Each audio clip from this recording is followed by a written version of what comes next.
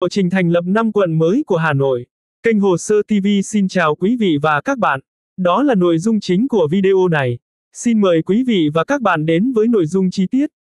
Hà Nội phấn đấu trình Ủy ban Thường vụ Quốc hội thông qua đề án đưa huyện Đông Anh và Gia Lâm lên quận trong năm 2024, đồng thời đưa ra lộ trình lên quận đối với 3 huyện khác. Sáng 7 tháng 8, Chủ tịch Ủy ban Nhân dân thành phố Hà Nội Trần Sĩ Thanh chủ trì phiên họp của Ban chỉ đạo xây dựng, phát triển 5 huyện thành quận của thành phố. Báo cáo tại cuộc họp, Giám đốc Sở Kế hoạch và Đầu tư Lê Anh Quân cho biết huyện Đông Anh và huyện Gia Lâm đã hoàn thành các tiêu chí để lên quận, đủ điều kiện theo tiêu chuẩn tối thiểu quy định tại nghị quyết của Ủy ban Thường vụ Quốc hội.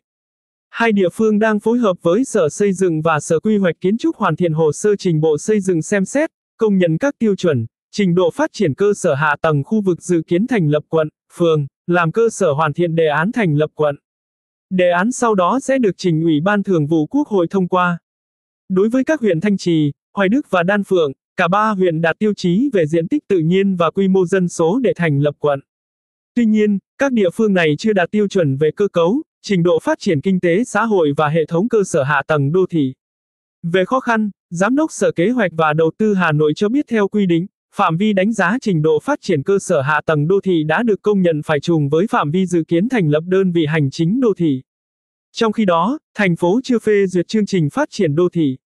Theo quy hoạch chung xây dựng thủ đô Hà Nội đến năm 2030, tầm nhìn đến 2050, các huyện Đông Anh, Gia Lâm, Hoài Đức, Đan Phượng vẫn còn diện tích đất nằm ngoài khu vực phát triển đô thị. Trong đó, huyện Đan Phượng là đơn vị khó đáp ứng được yêu cầu quy hoạch đô thị toàn bộ ranh giới huyện. Về thực hiện các tiêu chí, hầu hết các xã của 5 huyện chưa bảo đảm tiêu chí tự cân đối thu, chi ngân sách.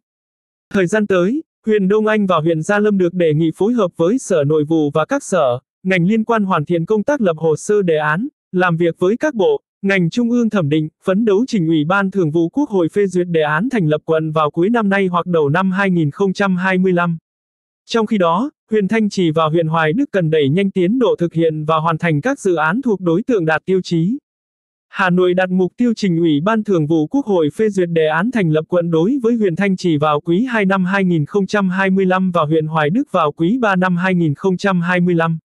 Đối với huyện Đan Phượng, địa phương chủ động phối hợp với các sở, ngành tháo gỡ các khó khăn, vướng mắc, tiếp tục thực hiện giải pháp để đẩy nhanh tiến độ hoàn thành đề án.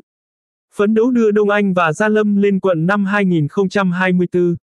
Thảo luận tại phiên họp, các thành viên trong ban chỉ đạo xác định việc phát triển huyện thành quận cần bám sát các quy định của Luật Thủ đô năm 2024, Quy hoạch Thủ đô Hà Nội thời kỳ năm 2021 đến năm 2030, tầm nhìn đến năm 2050 và đồ án điều chỉnh tổng thể quy hoạch chung Thủ đô Hà Nội đến năm 2045, tầm nhìn đến năm 2065.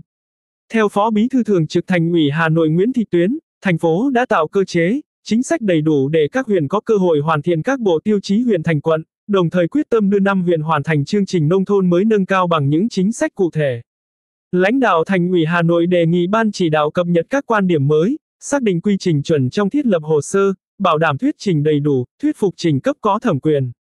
Đồng thời, Ủy ban Nhân dân thành phố Hà Nội cần phối hợp với các bộ, ngành thống nhất một số quan điểm trước khi hồ sơ được trình Ủy ban Thường vụ Quốc hội xem xét.